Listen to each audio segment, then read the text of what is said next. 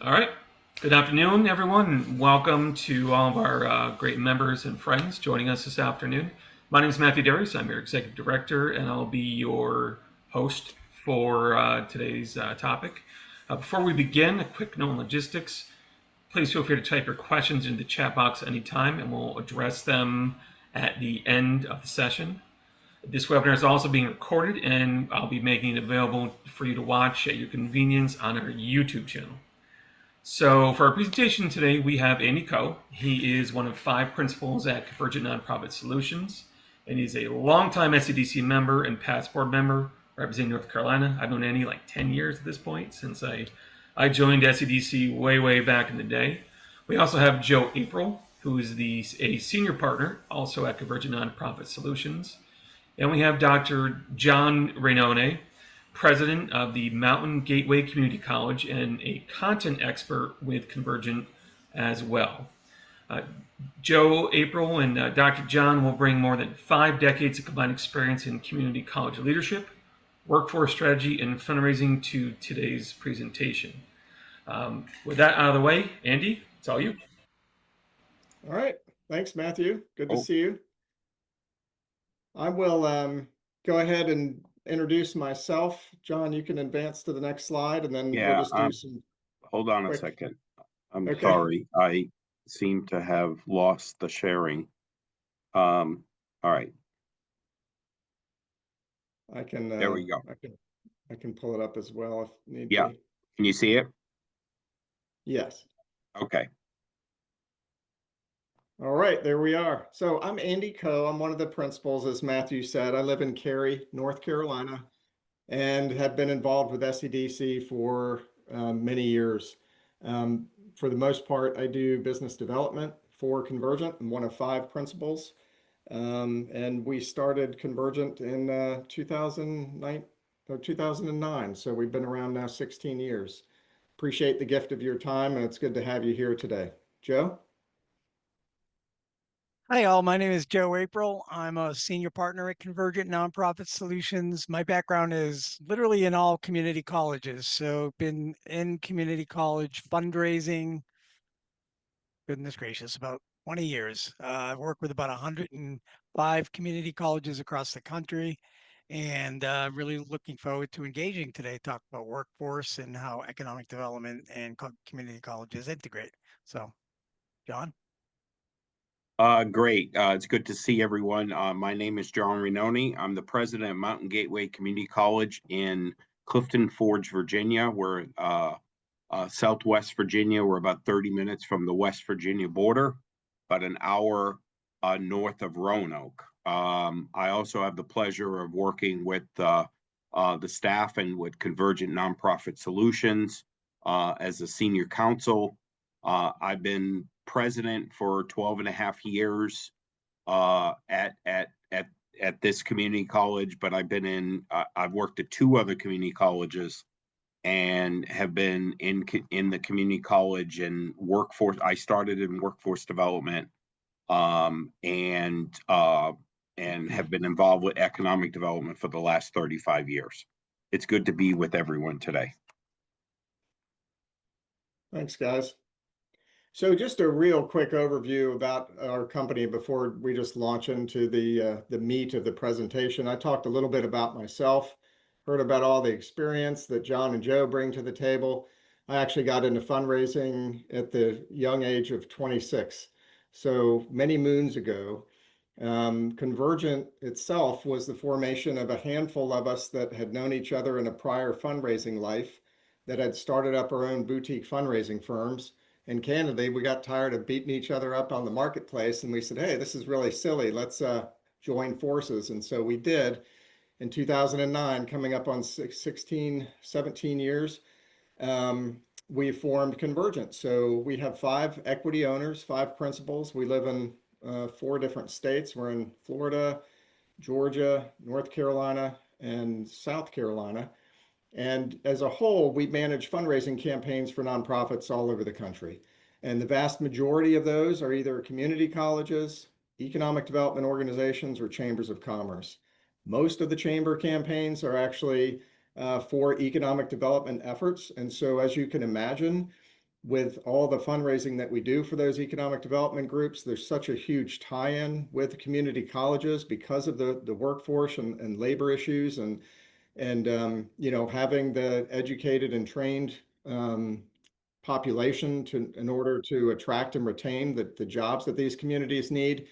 We have a whole host of war stories and background and experience of where these two organizations kind of intersect. And obviously, you know, for us, we really have one mission in life when we are partnering with nonprofit organizations like yours, and that is, how can we maximize the amount of money that we can raise for your organization? And so John and Joe are going to take you through some of the permutations today. Just wanted to kind of set the stage, talk a little bit about our firm. Last thing I'll mention is that kind of give you an idea of our size and scope. You can see all the, you know, logos from a bunch of the organizations that we've raised money for recently. Right now we have just over 30 directors, not including our support staff and principals. So we're bumping up right there about the 40 team member standpoint. So nice size firm. It's amazing. It's been an amazing run. And again, appreciate your time today and look forward to the conversation. Joe. Yeah, so I'll just start and then turn it over to John and say that during the presentation, please use chat if there's any questions. And as we start, it would be great if folks that are on the call could just throw into chat things that you want to make sure we cover in the next 40 minutes or so. So for us, desired outcomes and us making sure we address those things that you're interested in is very, very important. So this slide is just to remind you to put into chat any questions and any outcomes that you would like. And then, John, I'll turn it over to you to start and we'll jump right in. Yeah. So again, it's great to I know we've had a couple of people jump on since all of the introduction. So it's great to be with all of you this afternoon. You know, when we look at workforce, the intersection of workforce and economic development, and as we talked about in Joe's years of experience in a community college and my 35 years in 3 community colleges, we all know that silos exist. And in some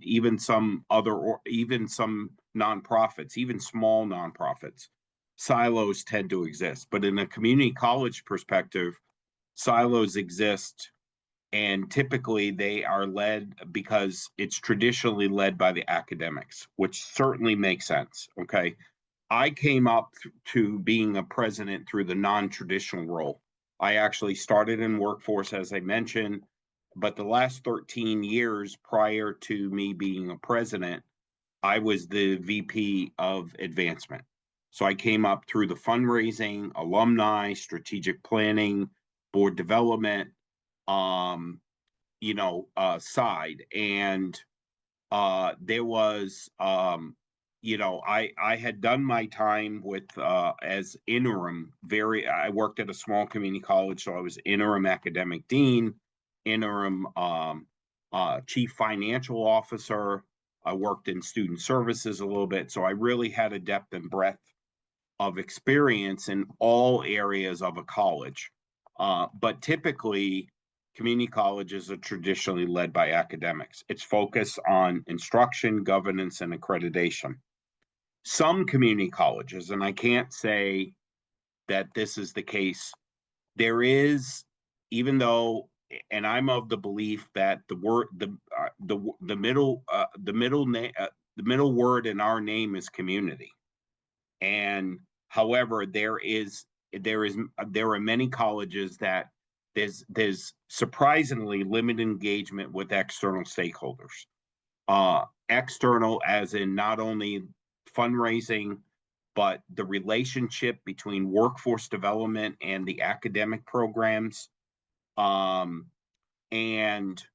it really is this interesting approach where, the colleges are supposed to be community-based, and some colleges have historically not focused externally. they've only really looked internally, okay? And more economic development officers. And, you know, personally, I serve on 2 economic development committees here as part of my role. I served involved, you know, they want the college at the table, okay?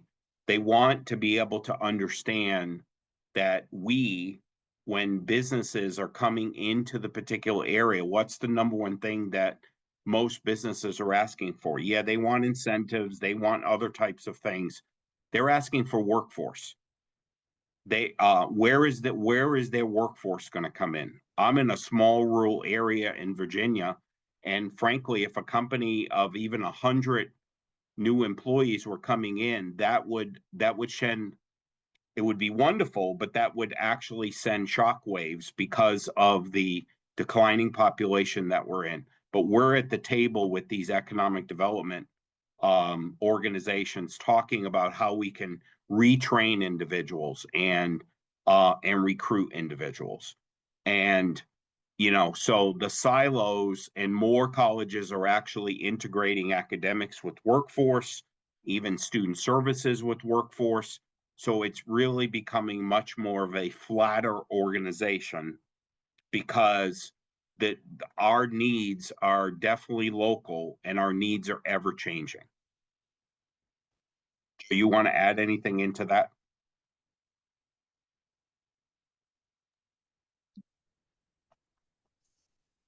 Oh, I guess I get the next one. So, sorry, Joe and I've done this a few times, and so what happens with the silo effect at times is there are missed opportunities. Okay, there are missed opportunities. They're missed opportunities when it comes to collaboration. All right. You know, the old line, if you're not at the table, you're on the menu. Okay. If you think about that, as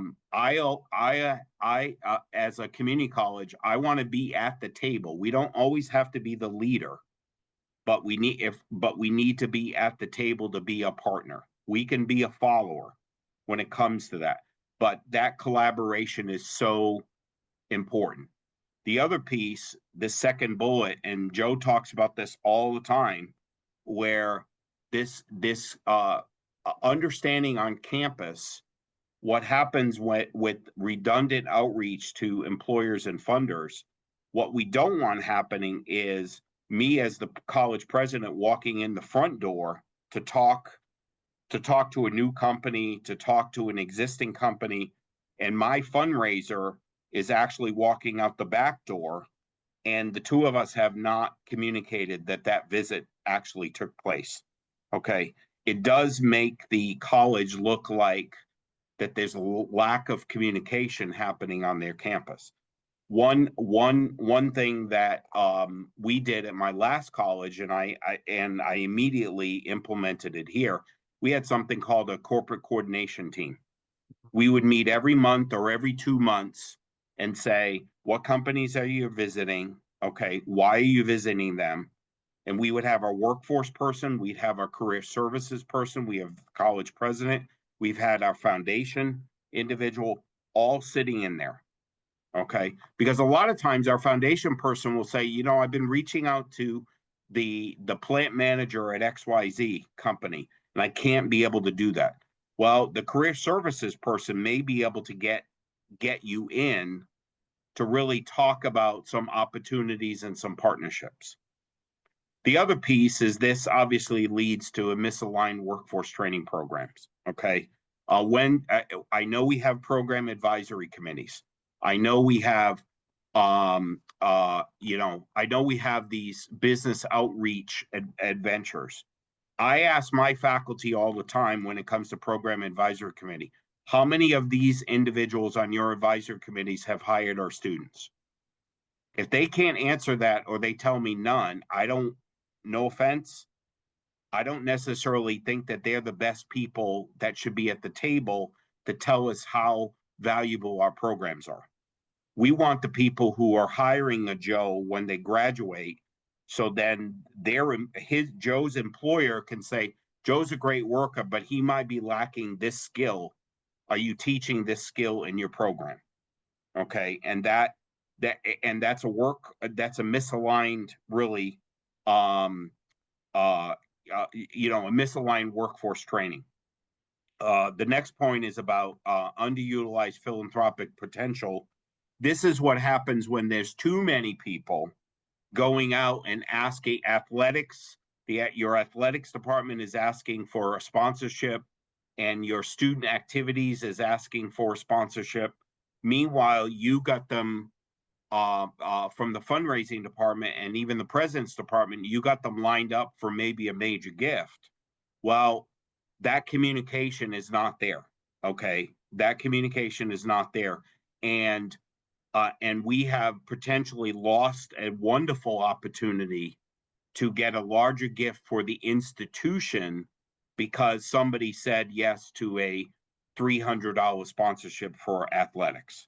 Okay, there's that underutilized and that philanthropic potential. And then the last bullet where, we are supposed to be working at the speed of business. Okay, I have a chancellor in the state of Virginia who I report to, who talks about you have to work at the speed of business. And the speed of business, that is what our advantage is as community colleges versus universities. Okay, you don't need a curriculum committee. You don't need to go through 4 levels of governance, okay, to start a workforce program. All right, our community colleges are much more able to respond much quicker.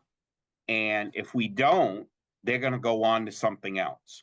So this is really the ability to really work meet the needs at the speed of business. Joe, were you going to say something? Yeah, I would just sit really quickly on that. One of the great things about community colleges for economic development corporations, chambers of commerce, is this, as John said, the speed by which we can move forward with things. We don't need to go through academic review committees. And, by the time sometimes you take ideas to 4-year colleges, it's like, yeah, we can implement it in 3 years. Well, that opportunity's passed. Be aggressive. And we'll talk about this as we move through here. Not all presidents are like John. John's an externally focused president.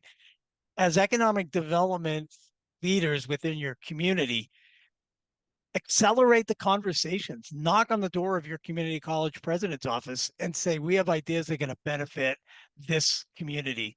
And we know, based on what we know of community colleges, that we can implement it fast. 99% of community college presidents are going to be receptive to that. They may not knock on your doors, but as folks with the fingers on the pulse, I think knocking on those doors will get fast response. Right. Great point. And actually, Joe, that fits right into the next thing about forces driving alignment, and especially the first bullet. Okay, more and more presidents are coming to these roles with external facing experience. Okay, whether they were in student services, whether they were in academics, because it is so necessary. Okay, it is so necessary. It's necessary for partnerships. Yes, it's necessary for fundraising and grants and collaboration. But these partnerships are so critical because our colleges are our organizations. We can't do it alone anymore. Okay, we can't do it alone. We have to really be able to rely on each other, especially in a small community. I was actually on a taping of a webinar this morning with the high school career and tech center director and a cadet because I'm very close to the Virginia Military Institute. Very different organization. Okay, completely different than a community college. And these webinars, these taped webinars, are actually are developed by one of our regional economic development organizations. Okay, and the thing was around collaboration. And the one thing that Jay, who's the director, said, as you see in a rural area, even institutions like Virginia Military Institute, which is kind of siloed, okay, it's kind of siloed. They need the community college for one, because the community college, we provide EMT training to their cadets every summer, because they have the 25 cadets that we train every summer, they become part of their safety and security team for the rest of the time that they're there. Okay. And they need the high school, obviously, for partnerships, but they are so community focused. So a lot of times there's that interaction. All right. I mentioned with the second bullet, workforce as a primary site selection driver. All right. Employers, and I've signed a number of NDAs in my career, where a lot of times you go to a meeting, you're asked to go to a meeting from economic, you have no idea what the company is, what the company name, you may not even find out the company name. That happened to me one time, where I was just asked to go to talk about workforce opportunities and everything. I had no idea what the name of the company was. Okay. They specifically asked about manufacturing types of things and everything. What can we do to help recruit workforce? And if you're in a rural area, this is where this partnership is so critical. I had one example a few years ago where company was moving in, they needed 40 employees. The only way to get 40 employees, we had 7 organizations come together to get 50 people in a room for an orientation and the information session. And they were able to get their first 20 employees from that group. But it took 7 organizations to get all of those, from the workforce board, the local WIOA board, to the unemployment organization, etc. Okay, including economic development. Any federal grants, and we'll just put an asterisk next to federal grants at this point, but any federal grants and any state grants, okay, are rewarding collaboration, and not just collaboration like I call Joe up and I say, you know what, let's partner on this grant. They want to see these existing, already established partnerships. It is so critical. It is so critical for this partnership to really happen.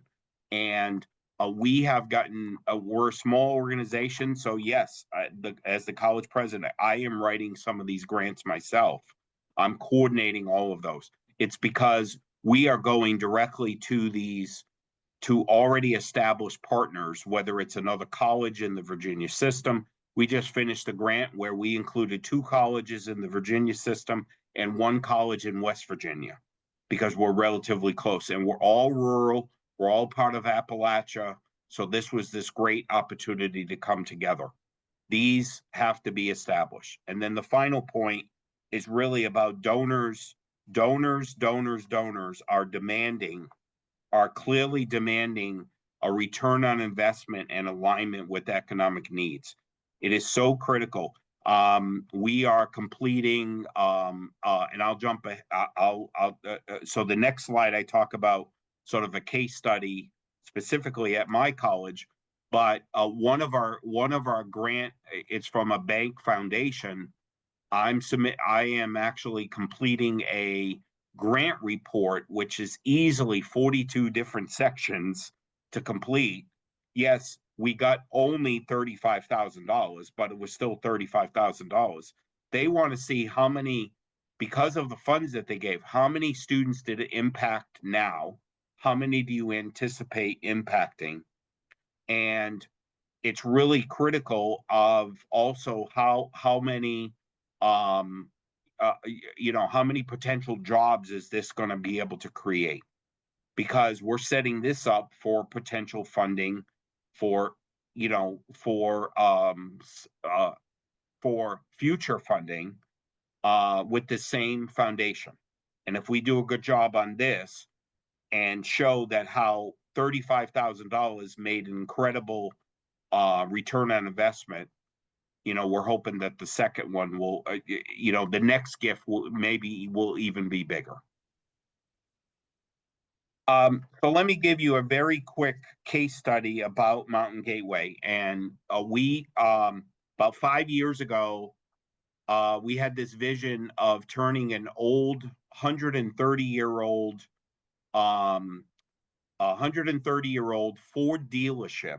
They were actually, it was a building that had two Ford dealerships in the pretty much the only growing part of my service region. We had a presence there, but we did not offer any heavy trades because of space. We had a 14,000 square foot facility that we were leasing from the city. Okay. Well, one of the solutions was to get this building and to create a workforce solution center. I was fortunate that an individual that I had met through a partnership lived in a different part of the state, but is from this community. He still supported this community. This individual made his money on pest control from pest control. And we met, we talked about what my vision of that building was and everything. Anyway, long story short, is he wanted proof that this was needed in the community. We held a community forum where we had economic development directors, we had industry individuals, we had everybody we had city officials and everything. We had about 30 people in a room, and 10 minutes in, he told me later that he was convinced that there was a need for this. He ended up buying the buildings for us, donating them to us. Okay. And then we brought people together on what the needs were. Okay.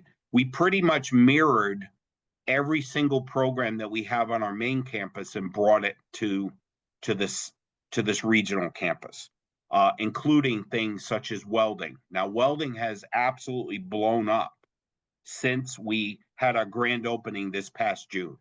All right. We've already doubled it in size. And now literally we are having conversations this week about even giving them more space. Okay. Being able to do that. But building trades, we didn't have the space. So electrical, plumbing, HVAC, and basic building trades. We would bring commercial driving license, but that was limited space. But now we actually have full labs there, a machining lab, which would be a new program up there, heavy equipment operator, which we were able to get federal dollars to help purchase those particular units for training. That will be a new program.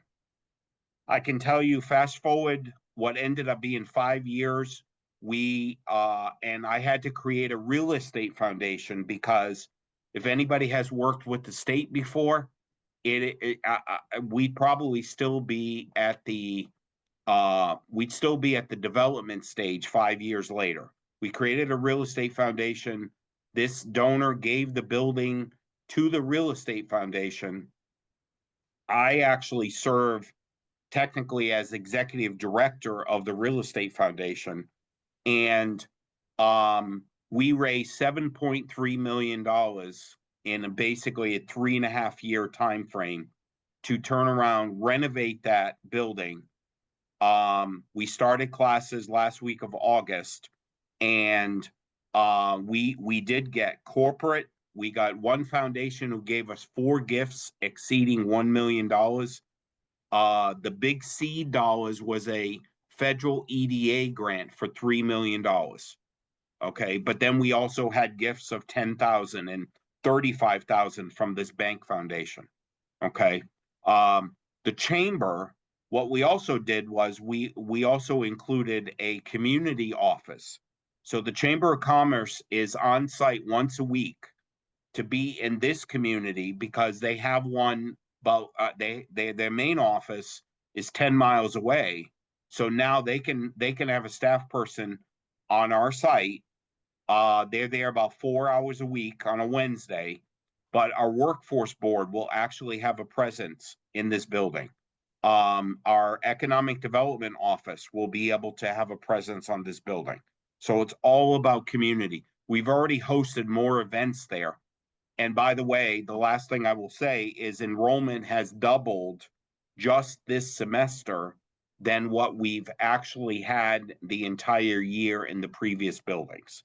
So, so obviously the need has really been, was clearly verified very quickly. So all of that, being able to really be able to work with every partner, and it might have sounded like, well, I'm only working with partners because I want to get money out of them. Well, that's not the case. Okay. Yes, obviously that would be great. But I can tell you, we worked with a whole bunch of people, including the city and economic development people. They were the ones. This building is in an opportunity zone. They were the ones that wrote 2 state grants for us because they had to be localities, and we partnered with them, and they did it without any indirect cost to the city or anything. So because they saw how important this was.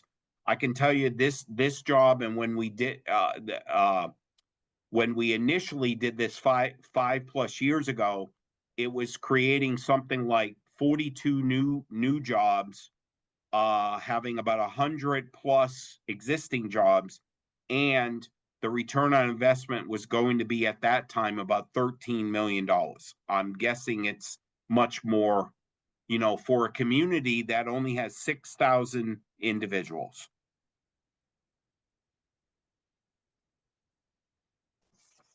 Thanks, John. One thing too that's pretty incredible about community colleges, put John on the spot. What percentage of the graduates, either certificate or academics, stay and live in the community?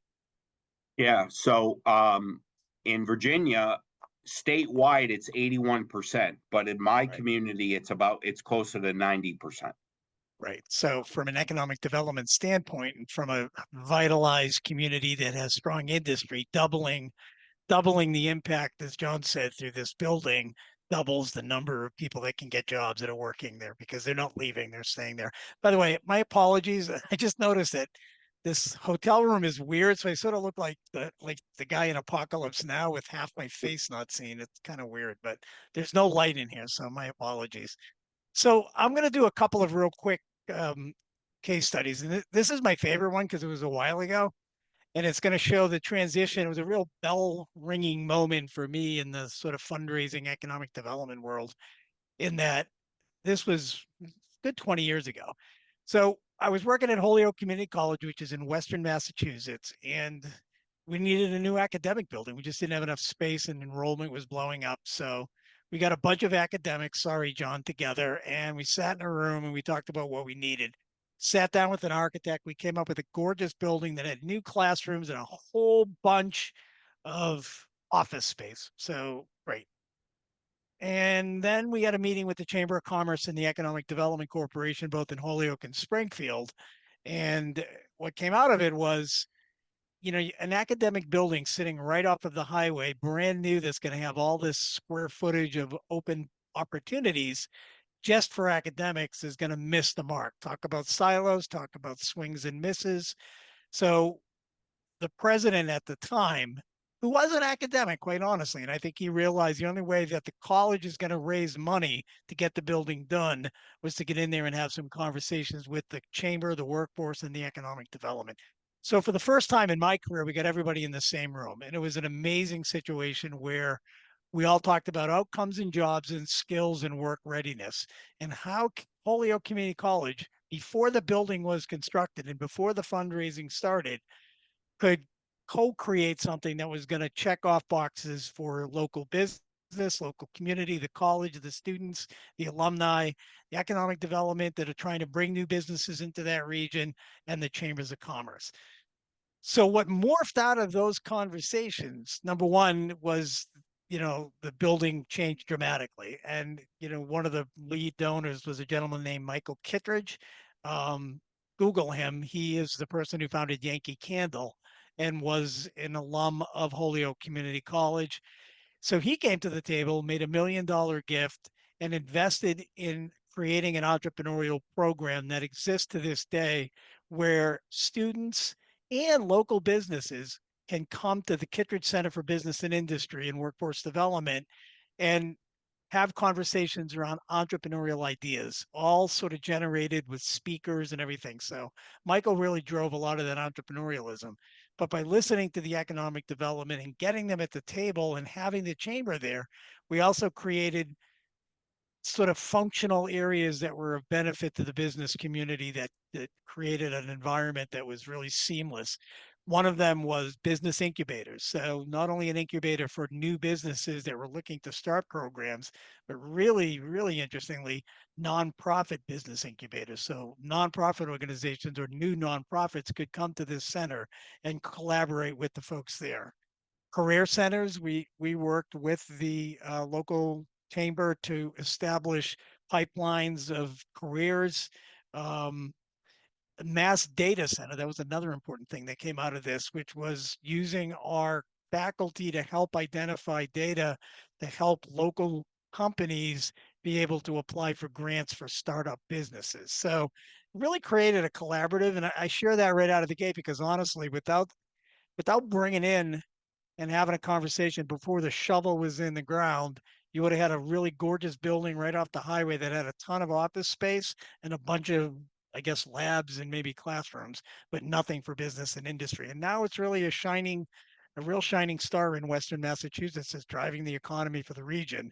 And then before I go to the next slide, what's really interesting, I just found out recently, the head of the Chamber of Commerce that was at the table when this started is now the executive director of the Kittredge Center for Business and Workforce Development, a guy named Jeff Hayden. So they've gone full circle from academics to hiring the guy who actually made everybody come to the table and talk about the shared values that can occur. So one, go to the next one, John. One that was very recent was a campaign. And, we do fundraising. I mean, the Convergent does fundraising. We raise money.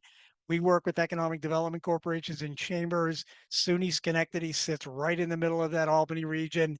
And everybody there had good connections with everybody else. And we were going down the pathway of raising money for a fundraising project that was going to be bricks and mortar. And then, as John said, when he was talking to his folks, SUNY Schenectady also brought in the regional business and industry. And again, business and industry are your partners, just like their community college partners. So they're at the apex of knowing that whatever project is going to happen, they're likely going to be the ones that are going to be asked to financially support it. So it was extremely important at this SUNY Schenectady campaign to get everybody at the table right at the beginning because everybody was going to play an important role in shaping what this looked like. And again, sometimes this happens, it went in a different direction. And we pulled together, again, very strongly through the good work of the folks like you in that region, the economic development leaders. And we had a forum, and it was really amazing in how this kind of shaked out because we went into it thinking, let's pull all the CEOs together from the industry sectors that are currently looking for people to work and tell them what we can do to help them. So we got everybody in a room and we started telling them a little bit, and it turned very quickly into a conversation. And the conversation was things like, here's what's keeping us up at night. CEOs were talking about the fact that not only can't they find employees, but when they do find them, their skill sets aren't matched with what they need, even those that go through SUNY Schenectady. So everybody at the college thought everything was great, but the reality was we were swinging and missing on some important skill sets. So having a forum, creating a group of people that we all knew were going to be financially supporting this, created a team that was seamless of the college, the funding partners on the corporate side, economic development professionals, chambers of commerce, and really interestingly, emerging industry sector leaders, folks that are looking to invest in the Schenectady region because if it's economic downturn, there were a lot of incentives to move there. So it became a really aspirational conversation. And what came out of it that I think is real exciting and that I would encourage all of you in your local regions to have these conversations with your community college leaders is raising money for what they called a President's Workforce Innovation Fund. And basically what that is and is currently is a pool of money that's available for startup projects and programs. AI, incredibly important. Nobody knew what it was 2 years ago, or at least I didn't. SUNY Schenectady created this fund, and now they're doing sector specific educational outreach to companies to help them know how to use AI to help move their business models forward. So having this innovation fund creates pools of money available for education, or things that are on the horizon. It's even something that's being used in SUNY Schenectady for emerging industry sectors, where the college partners with emerging industries to develop the curriculum that's going to provide the workforce of the future, and not just for future workforce um, programs, but skills. Skills that are necessary now and skills that are necessary in the future. Lastly, one of the things that was really interesting that came out of the conversation that was eye-opening, not just to the colleges, but I think it was eye-opening to the economic development leaders in the room, hearing from the workforce when we asked them what's their biggest concern, and they said soft skills. Clearly, it was the fact that, we can train kids how to be good welders, but we need to train them how to write a resume, go on a job interview, honestly show up on time, be active listeners, do all the things that makes them great employees. So SUNY Schenectady's created now a program in concert with them to be able to provide those soft skills. So these two, I'll move on, but these two examples to me are really shining examples of how you that are on this call can partner with your community college to create a seamless way to better the economic environment of the future in your regions. And open dollars, right? Everybody's competing for dollars. Combining together means that you're able to advance a funding conversation with businesses, and they're going to be more apt to do it because they see the value to their community, to the economic development of the region, to the college, and to the future vitality of the economics of the region. So it's a real win-win moving forward. Just going to run through these very quickly. I think that we talked about this. Collaboration enables all of us to share these pipelines and talk about outcomes. I think when you collaborate between economic development leaders, chambers, business, industry, college, and the community, you're bettering the community. You're bettering the place that people call home. You're making it more of a place that businesses want to live and work in, and where people want to move to. Um, and a lot of this is, you see ROI. We talk a lot about that at Convergent, and ROI is what's driving giving now. Federal and state dollars are drying up for everyone. So being more attractive in a real investment oriented way is what's driving giving, both to colleges, to chambers, to economic development, all across the board. And again, faster response is just critical. Last couple things from my perspective, leadership matters. John, I think, may have mentioned this. If he didn't, one of the things that John and I see a lot right now in the community college world, there are 1,300 community colleges in the country. There's a huge transition of leadership. Brand new presidents are coming to the corner office, and they're looking different. They're not I hope there's no college presidents besides John on this call. If you are, I'm sorry. But many, many, many times college presidents were the guy who taught history as an adjunct, and then he got promoted to become a full-time history professor, and then he became the head of the history department, then he became the dean, then he became the provost, and then he was the last person standing, and he's sitting in the corner office, and all of a sudden he's hearing words like trustees and fundraising and economic development, and it's challenging.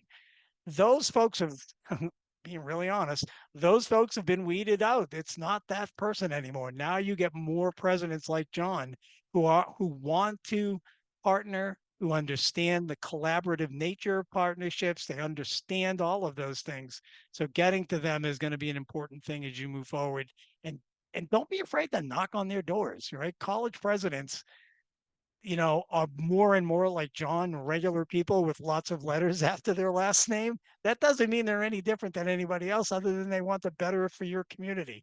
So Get them on your chamber boards, get them into your economic development council rooms, knock on their doors and invite them if they're not coming, because they need you and you need them. And the roots of this relationship are what's going to drive the economic viability of the region. So, and they're changing.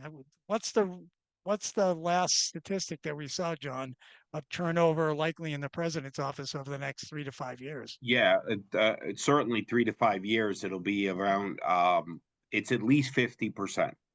So Yeah. So of there you the go. 1,100 community colleges, half of them will be changing in the next 3 to 5 years. Yeah. Um, Present company excluded, not John. yeah, well, yeah. Um, Um, this one is you too, Joe.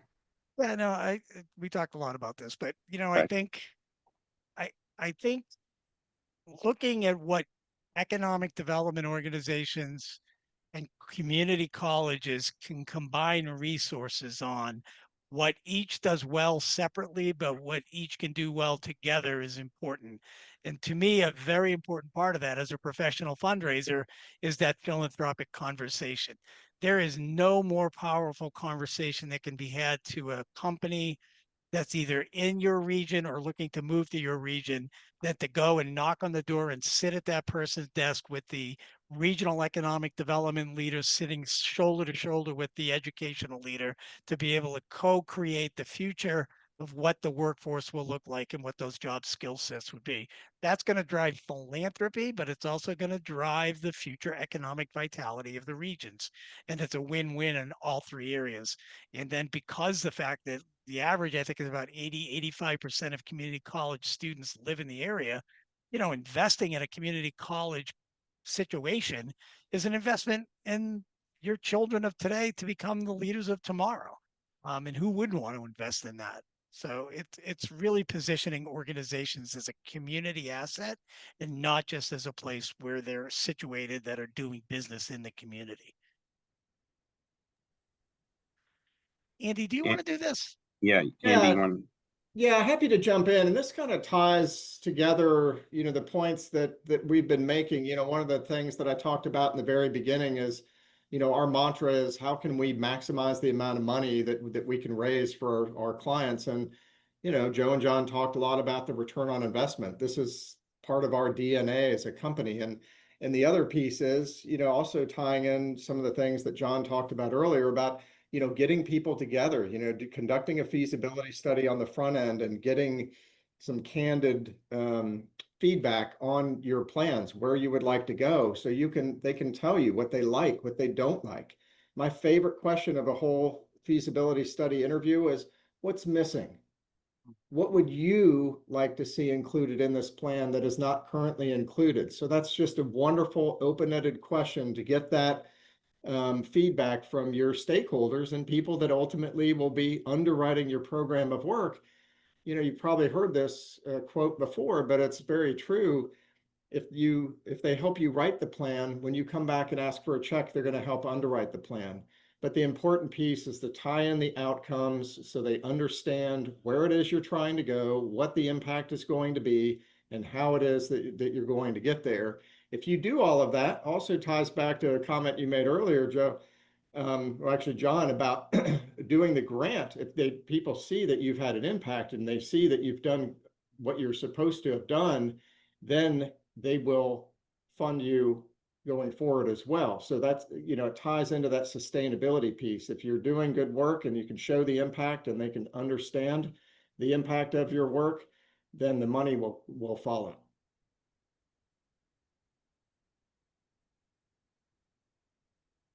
Yeah. So So I think this one's your, yeah. yeah, so I'll just wrap it up on this. And again, these are the actionable items. I cannot stress enough, and I don't know all but three of the folks on the call, and that's me, Andy, and John. So I don't know. I I I don't know the regions that you're in terms of the community colleges that are local to you. Knock on their doors if they are not knocking on yours.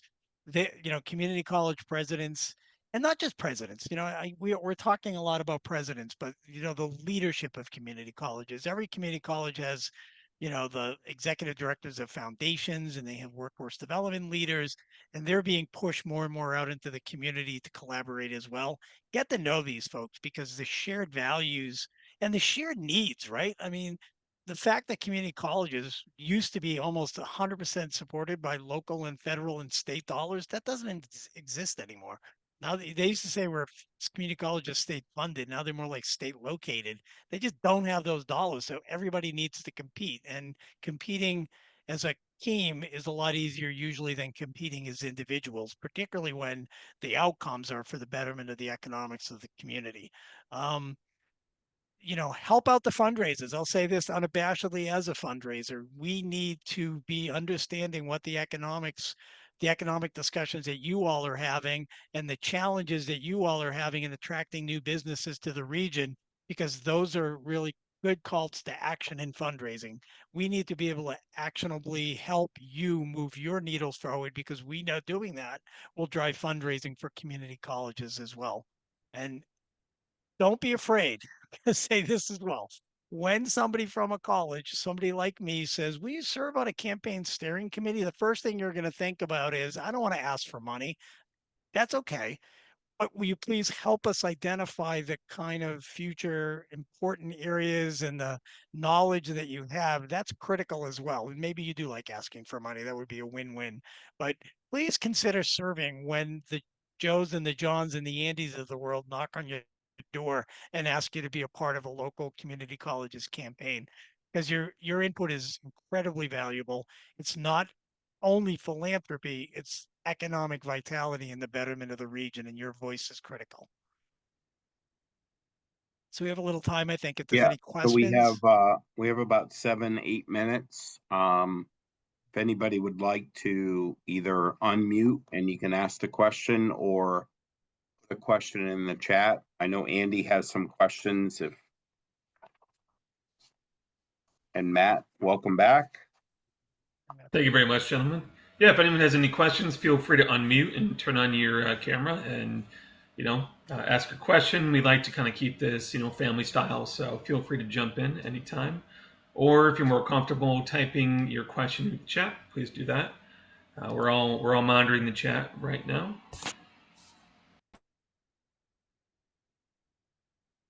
Not everybody. Oh, here we go. Can we get a recording of this? Yes, I believe, Matt, you record. Yes. Yep. This is recorded and it will be available later today on our YouTube channel.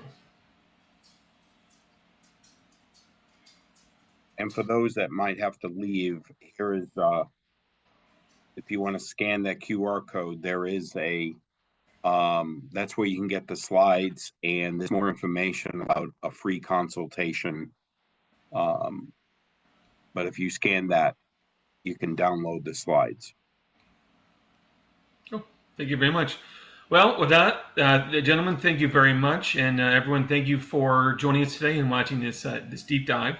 If you found this information valuable, please like this video and subscribe to our Economic Development Council, Southern Economic Development Council YouTube channel for insights and updates from the Southeast region's entire leading economic professional group. We look forward to seeing you in the next video. Thank you again. Thank you, Matthew. Bye. Yeah. Thank you, everybody.